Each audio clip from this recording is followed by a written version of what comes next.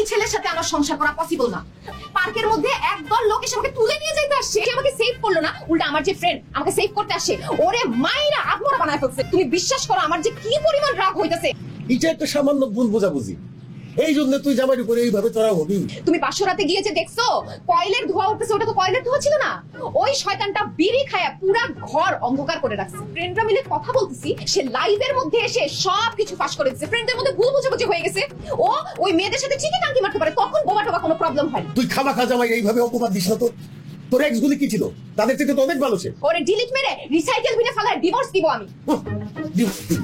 অসম্ভব, এই জামাইকে তো আমি কোনোদিনই বাসা থেকে বাইর করতে পারবো না। যা করার আমাকে করতে হবে। গেলাম হিরোর মতো ভিলেনের মতো মাইরটা খাইলাম দোস্ত। আমি তোরে আনলাম মোরে বানানোর জন্য, আর তুই সাইলেন্ট একটা লোকের কাছে মাইর খাই বসে রইলি। সারাদিন খালি পড়র পড়র পড়র পড়র পড়র পড়র কথা কইতেই থাকিস। তোর কথার কারণে তোর জামাইয়ের যে কথার কোটা আছে এটা তুই বন্ধ করে ফেলাইছ। কি না না না না, কাহিনী শুরু করছিস? মাফ করে দিছি। তোর জামাইরে বানানোর ওষুধ আমার কাছে আছে। তো তুই কানে কানে কথা বলতেছিস কেন? ও তো কানেও শুনে না, মুখেও বলতে পারে না, জোরে বল। মিক্স করে দিছিল ভাই।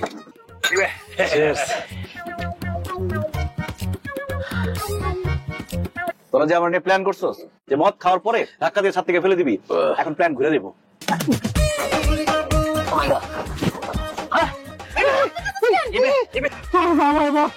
ধাক্কা দিয়ে ফালা দিতে চাইছে।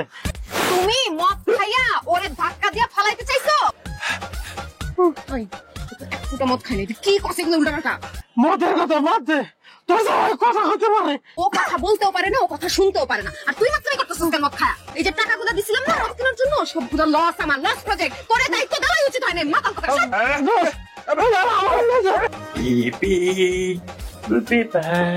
গার্লফ্রেন্ড একটু পর আপনি ওদিক গিয়ে বলেন তো ভাই, এই জায়গাতে মাফ করেন, ওদিক যান।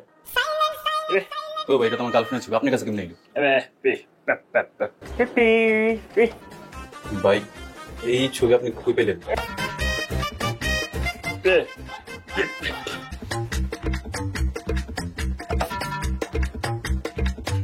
তুমি না বলছো তুমি আমাকে ছাড়া বাঁচবা না, তুমি আমাকে ছাড়া মরে যাচ্ছ, তোমার আর কষ্ট করতে হবে না জান, আমি তোমার কাছে একেবারে চলে আসছি। তুমি তো আমারে বলছিলা আমি নাকি তোমার টর্চার করি, বিভিন্ন টাইপের ব্লেম দিই, তোমাকে সন্দেহ করি। হ্যাঁ জান, বলছিলাম আই লাভ ইউ। দরকার নেই আমার, আমি তোমার আর চাই না, আমার তোমার আর দরকার নেই। কি বলছো জান? তুমি তুমি আমাকে চাও না মানে? তুমি না আমার জন্য বিষ খাইছিলে, এখন চাও না কেন?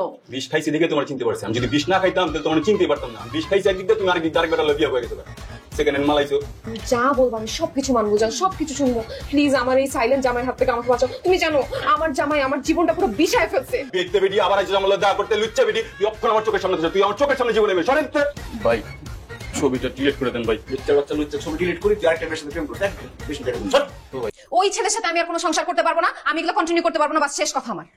আরে তুই না দেখে শুনে সাইলেন্ট বর বিয়ে করলি, এখন কন্টিনিউ করতে সমস্যাটা কি? আমি যেভাবে করে তাকে চলতে বলি সে কোনোভাবেই চলে না, যা যা করতে বলি সবকিছু উল্টাপাল্টা করে। তার মুখটা বন্ধ আছে ঠিকই, কিন্তু হাত পা নাক কোনোটাই বন্ধ নাই। আর অন্য মানুষ তো সিগারেট খায়, সে বিড়ি খায়, বিড়ি খোর। সে বুড়া মানুষদের মতো পান খায়। সে ছেলে দেখার সময় তাহলে আমাদের দেখা উচিত ছিল যে ছেলে কথা বলতে পারে, কানে শুনতে পায়, কিন্তু এইসব বদ অভ্যাস নাই, বিড়ি সিগারেট খাওয়ার কোনো অভ্যাস নাই।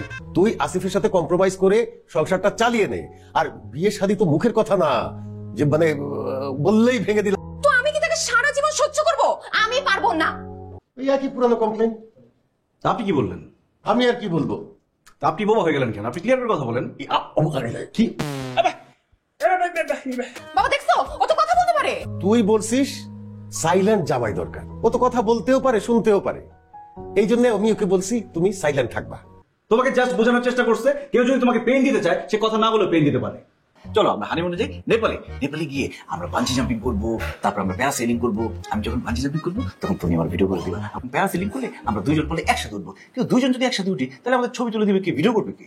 আচ্ছা আরেকটা কাজ করি, নেপালে যাওয়ার দরকার নেই, ব্যাংকক গিয়ে আমরা এখানে অনেক ছবি তুলবো, অনেক ভিডিও করবো, অনেক ব্লগ করবো দুইজন একসাথে। তুমি ব্লগ করবা, তুমি শপিং করবা, আমি ভিডিও করে থাকবো, আবার আমি শপিং করবো, তুমি ভিডিও করে থাকবো। আমরা কক্সবাজার চলে যাই, আমরা দুইজনে না গিয়ে কয়েকটা ফ্রেন্ড নিয়ে যাই, থাকবে চারপাশে, আমরা দুজন থাকবো, দুজনের এরকম গলাগুলি ধরবা। তুই সাইলেন্ট ছিলিস, সাইলেন্টই থাক।